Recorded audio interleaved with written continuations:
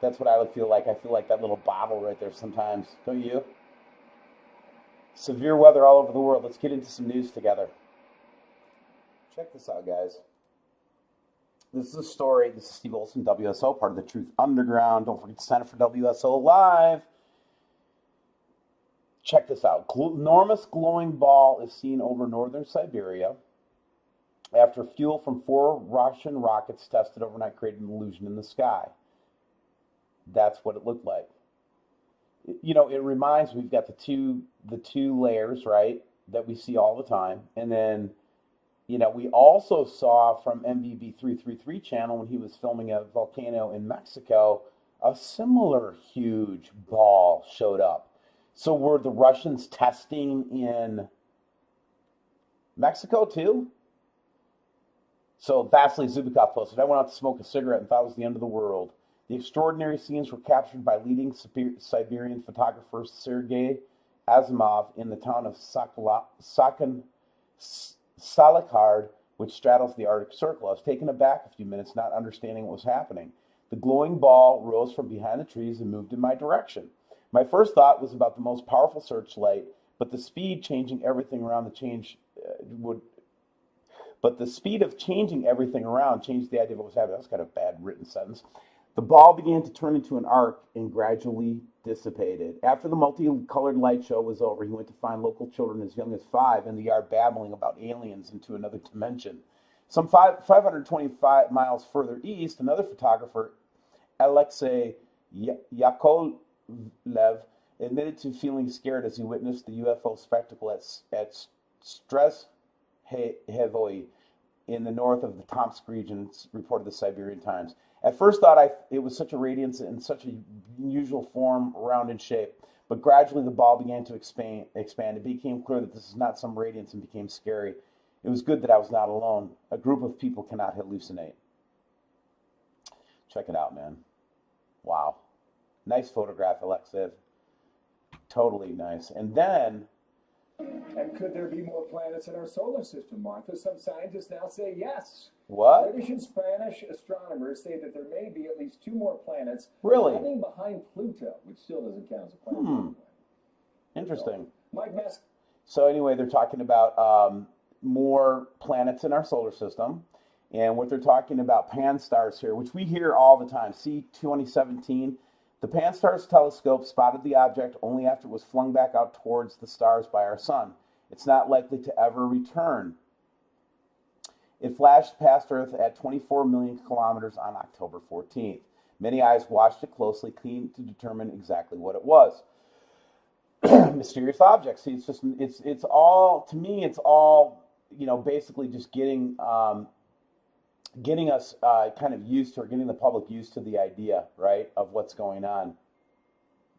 Check this out. Extreme hail with accumulations in Cordoba, Argentina, 1.5 meters deep in 15 minutes. Can you imagine?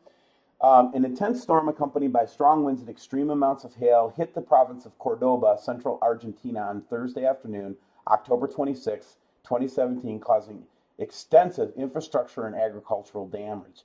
The worst affected areas were the city of Rio Tequero, just give up. I'm absolutely not going to try to pronounce that. But look at that, guys. People having to be rescued from the accumulation. Isn't that a trip? Wow. Again, weather's changing. Things are changing. Let's take a little look at this video, and then I'll let you go from the news stories. Look at that. Oh, my. Wait a second, what are those things up in the sky, or is that just a reflection? What's that? What are these things in the sky? What? Oh my. That is weird. Wow.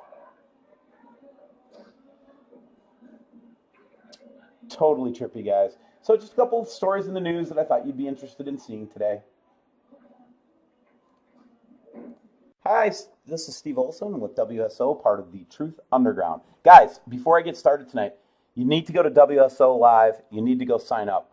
We need your help, number one. But number two, when you sign up for WSO, just the free portion of it, you're able to get access to our videos that we put out on YouTube and other social media platforms for free. And in case we lose social media, you need to be a part of, you need to have that WSOLive.com link, bookmarked and register for the site so that you can get access to premium content. Some of the premium content will blow your mind. I'm not even going to get into that right now. Here is what we're looking at, though. This is from Louisiana the other night. It was on Facebook, and at first I'm like, I don't really want to put this up. But then somebody persisted on me and wanted to go to the Facebook post and actually show me all of the different chatter that was going on. They actually said there was an iridium flare, and then other people saw, that was came down from the east, and there was many testimonies from this particular object coming down. And again, it's just one of those very interesting pictures, and it lasted for about 7-8 minutes, and it just is a bizarre thing, that kind of fits with our Planet X research. You know what I'm saying? So very interesting, excellent contribution. Anybody that was in the area that saw this, please give me a call, or not give me a call, but send me an email at the email link provided below in the comment section. I'd like to know more about what happened in this event. Next thing I wanted to show you guys were some pictures that we're getting from, there's a collector, a person that goes out and collects sunset photographs and sunrise photographs, and they started to notice stuff and wanted to send me the pictures that they were seeing. But this is the one that just blows my freaking mind. I hope to God it's not that big on the horizon. We know that the horizon causes, when things are further away in the atmosphere, it makes them look bigger, like when we have supermoons and stuff like that. That is just bizarre, right? I mean, right? Unbelievable stuff that's going on right now, man. We live in exciting times, man. Pretty soon we're going to be seeing this coming of the Son of Man. Well, we're going to have to be deceived first, apparently. It looks like there's going to be a deception, and then we're going to see the Son of Man. But we'll see. Anyway, lots of different pictures going on here. So what I want to do next, though, is I want to take you to some pictures that support our oh, by the way, Naughty Beaver wants me to start turning it this way because it's the way it's facing the Earth. So when you're looking at this, just for perspective's sake, when you're looking through the telescopes and things like that, it's definitely easy to see when you start to flip the photograph around. You can kind of see how this thing is kind of playing out. But what I want to do is I want to show you guys some pictures that we got from a subscriber today that are going to blow your mind. Just a second. This next series of pictures come from Henderson, North Carolina. And again, going back to the 3-planet thing, right? It's just more kind of looking at different matches to this, right? So here's this camera, and you can see it's very unusual stuff, right? And you can actually see one of the objects rotating as either the flare goes away or the reflection of it goes away. You can actually see this object rotating over the trees now. Guys, again, we're seeing it everywhere we go. And I'm not sure it's imminent. I'm not sure that just because we're starting to see it, it's an imminent threat. Even though, the David Dobbs model would suggest that we're going to be having a close flyby on December 4th, which is kind of the next key date that we're watching. No, it's not the end of the world. No, Nibiru is not going to hit the Earth. No, Steve Wilson is not saying that Jesus is returning on December 4th. I'm just saying that we have a model that suggests that we're going to be flying over an object on December 4th. It's going to go under our ecliptic plane and right under the Earth.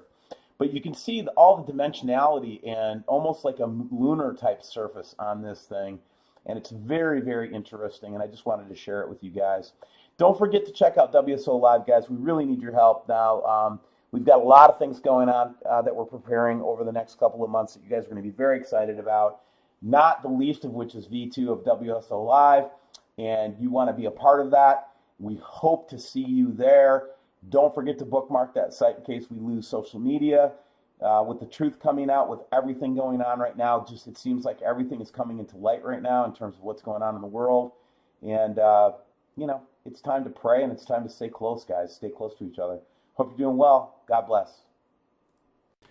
Ladies and gentlemen, we just got a visit from a massive object that came from outside the solar system, and it's not linked to the sun.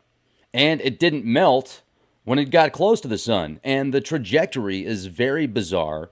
So they're like, is it a comet? Is it an asteroid? Is it swamp gas from Uranus? Yeah, that's right, I said it. This is fascinating, folks. Check this out. You've got to see this orbit. This is very, very bizarre.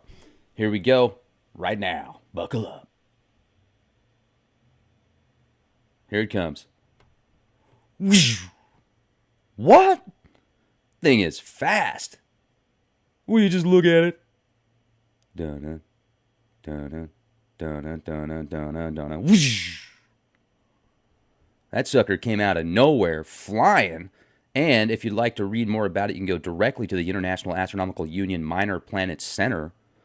The specifications of the orbit, all the data right there for your viewing pleasure. You can put it into a software program and pull this out, something similar to this right here. Let's watch what NASA shows.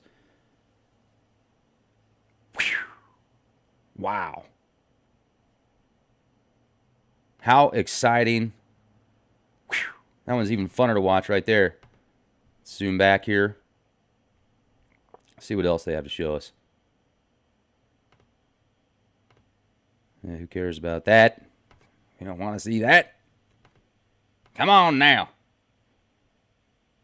This is the C2017 U1.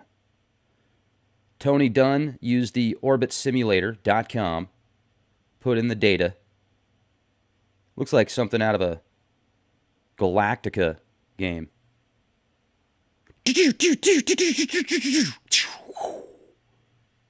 Now let's see what NASA has to say. Because they're always honest with us. They never lie to us about anything. The animation shows the path of a 2017 U1, which is an asteroid, or a comet, or swamp gas, or it's a UFO, unidentified flying object that has a very bizarre... Here's the thing. It wasn't attracted to the sun.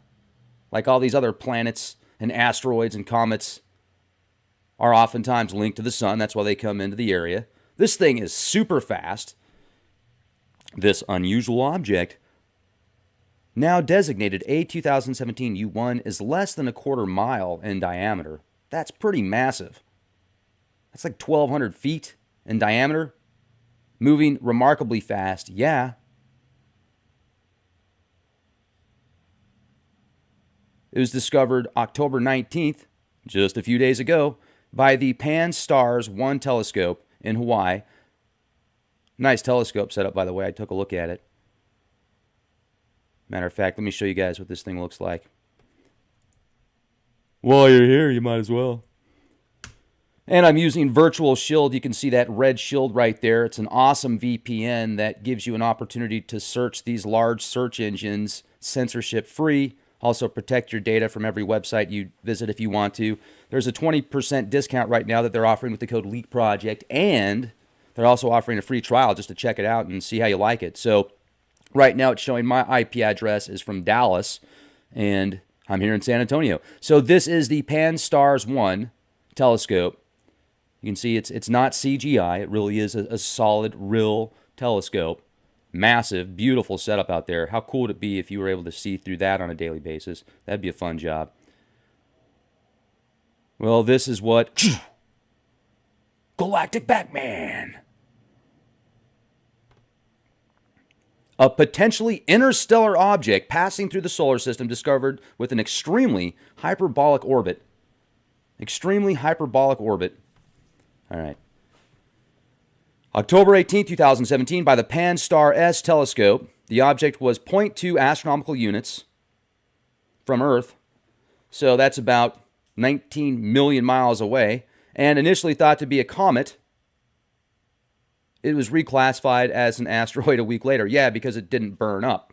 It's not an asteroid, in my opinion. I think it was somebody saying hello. They just wanted to swing by real quick and see what was up. They had to pick somebody up along the way. You know, the interstellar, intergalactic guide, Hitchhiker's Guide to the Universe. 42, 42, 42.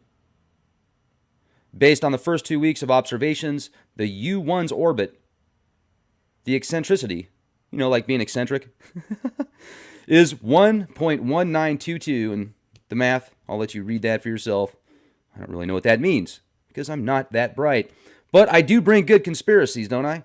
All right, so the previous record holder was C1980 E1, with an eccentricity of 1.057. So this one's more at 1.1922 plus 0.00268. You guys know what that means, right? Sure you do. The high eccentricity, both inbound and outbound, indicates that it is not gravitationally bound to the solar system and is likely an interstellar object. All right, there you have it, ladies and gentlemen. Thank you for being here. Click the link, Virtual Shield. Be excellent to each other and be the change you want to see.